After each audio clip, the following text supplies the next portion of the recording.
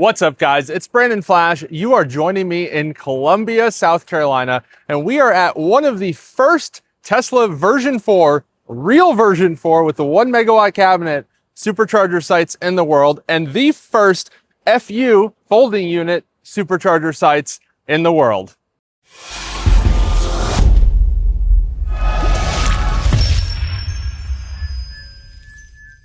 Today's video is brought to you by TubeToolkit.com. Tired of spending hours writing titles, descriptions, and tags for every video? With Tube Toolkit, just paste your YouTube link and AI generates optimized titles, SEO descriptions, timestamps, tags, and more in seconds. Plus AI thumbnails, shorts ideas, CTR scored titles, and full SEO toolkit. Start free with 3 videos a month. Upgrade anytime as your channel grows. TubeToolkit.com. Turn your videos into content gold. Thank you to Tube Toolkit for sponsoring today's video.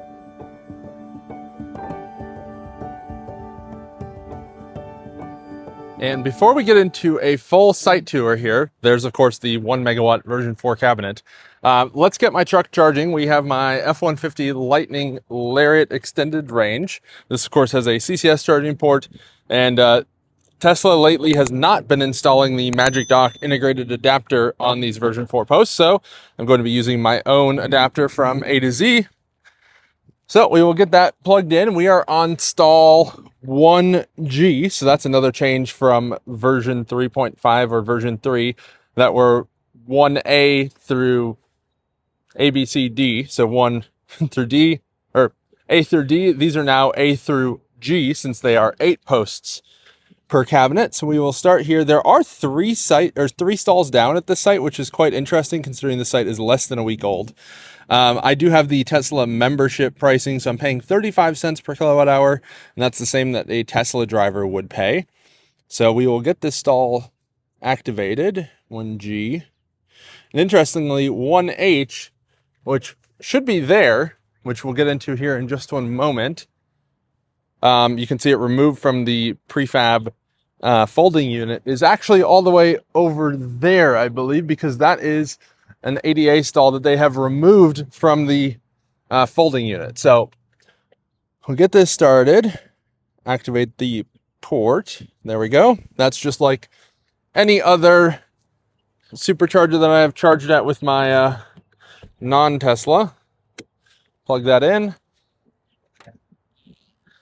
then we'll look at my iPad to see how much current we're offered, just like that. We are plugged in. Should be activated. These normally handshake pretty darn quick. There we go, 500 amps available, and then we should be getting power here in just one moment. You'll see that here. So right now it's drawing from the battery, and that will go to a negative value here in just one moment when power is flowing. There we go. Let's make sure we get full power at 35% state of charge. We should get about 180 or so kilowatt. So that will ramp up.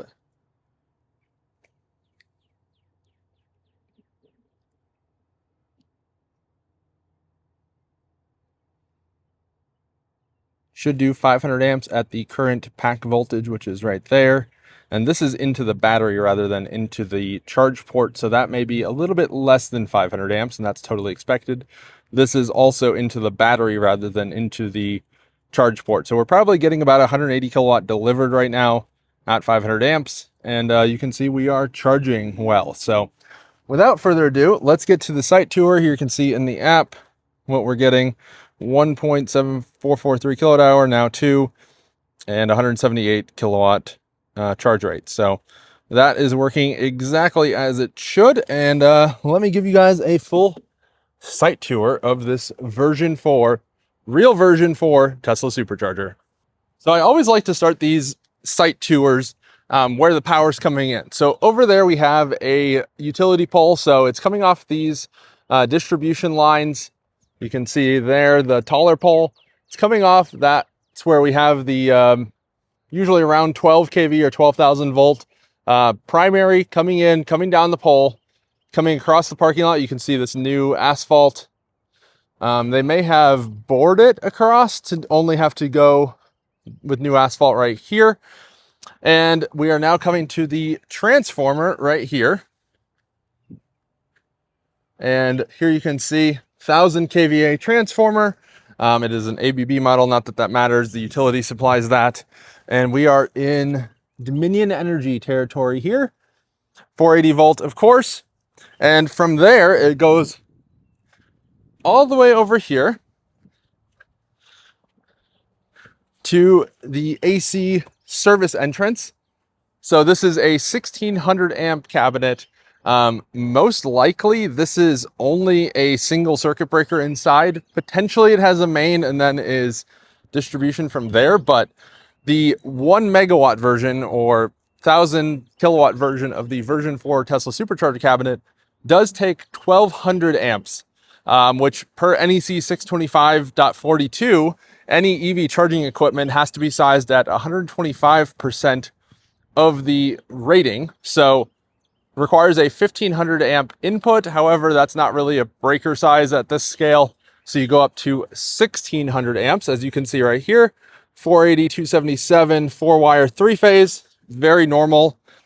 Typically a cabinet like this would be 1200 amps for Tesla Superchargers and would be supplying typically 2 or 3 version 3 supercharger cabinets. If it was a 1600 amp, it could do 3 version 3 cabinets. If it was 1200 amps, it would do 2 version 3 supercharger cabinets, because version 3 supercharger cabinets typically have a 600 amp circuit breaker for them, for the 387 kVA or about 360, 370 kilowatt rating of the version 3 supercharger cabinets. But let's come over here. So the power comes from that pole into the transformer. Transformer gives it 480, 277 to here. So there's a trench that came over here. And then from this cabinet from Lincoln Electric products, not to be confused with the Lincoln Electric that makes welders and makes their own EV chargers. This is a different Lincoln Electric out of New Jersey rather than out of Ohio. So different company, just to clarify there. And then there's a conduit from here into this, which is the version 4 supercharger cabinet. So let's look at the data label. I'll walk you through that. So here you can see that this is, of course, AC input here. So 50/60 hertz, which is normal. We have 408 to 428 volts. So that's pretty normal that it would be able to go minus 15% to plus 10% on that 480 volt 3-phase.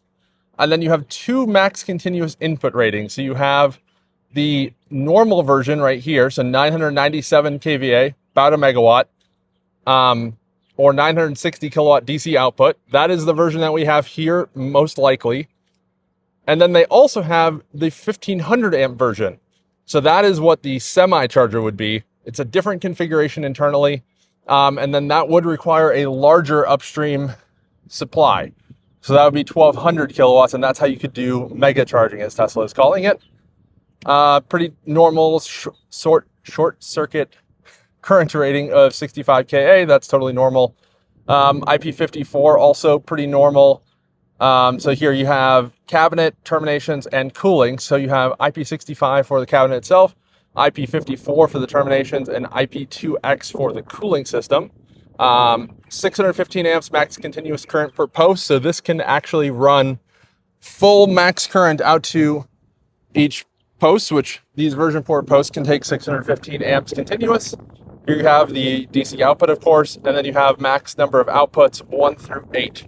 And this side, of course, has 8 of them. You can see the charger part number and all that there. And this was made in February 2026. And unlike the very early one in California, this actually has a TÜV certificate of approval, and it has for Canada and the US. So that means that it's compliant to UL 2202 by TÜV Rheinland, whereas the early versions were actually field listed rather than lab listed by TÜV. So they actually had someone from an NRL, nationally recognized laboratory, come out and inspect all the equipment so that they can have a field certification on the equipment on the earlier versions, whereas these, now they can simply just deploy because they have a certification to UL 2202. From here, so we have the cabinet.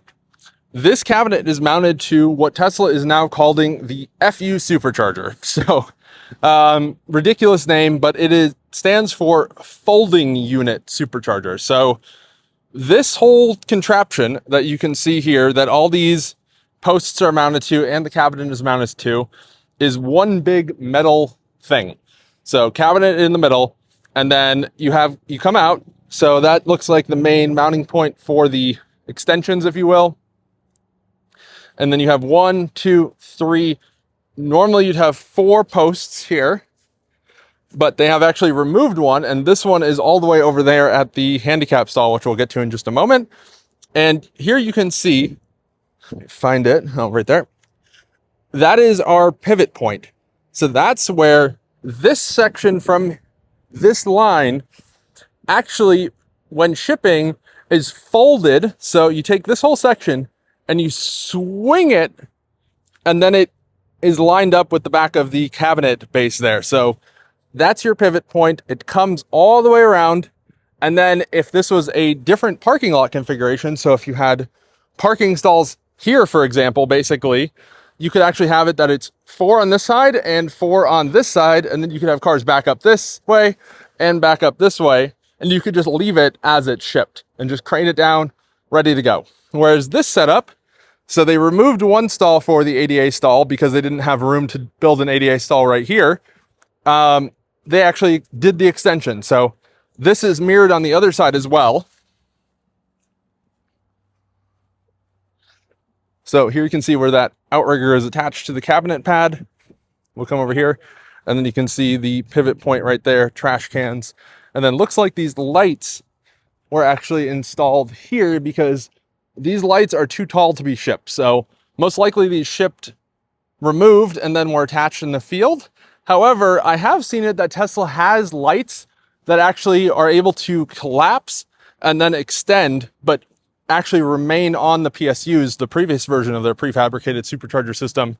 So that way they could have it installed at the factory and then just simply extend it once it got to the field to get it to the full height. So this is really a masterclass in site execution, and how you can really do everything in the factory aside from the AC coming in. So they were able to take the transformer, the distribution cabinet, install that, have this whole unit come in on a trailer, and then crane it off, put it down. They would remove that one post. They installed that over there at the ADA stall, and then it is simply ready to go. So coming over here, you can see that they would have trenched from all the way over there. They likely ran it out the end of there, if I had to guess. They then added this new area and pad for the ADA stall. And you can see how this stall is 1H, just like that. And in some cases, they actually partner with a company called PLP for some polycarbonate prefabricated bases that superchargers can mount to. So that way it's a plastic vault basically with a metal cover that you then just set in the ground. You can pour concrete or asphalt around. And then that way the supercharger mounts to that. You can have the termination super easy. And then you just drill through the base to mount the supercharger itself. Also pretty common, they have this loop style handle. So that allows it to be easier to grab for ADA. It also lowers the grabbing height. So that way they're ADA compliant, because otherwise the handle itself, when it's about here or so, is actually too tall for ADA compliance, which I believe is 48 inches. Someone correct me if I'm wrong, but something like that. Whereas having that loop on the charge handle moves it down to about here, which makes it compliant. So definitely some clever engineering, and also just good for user experience.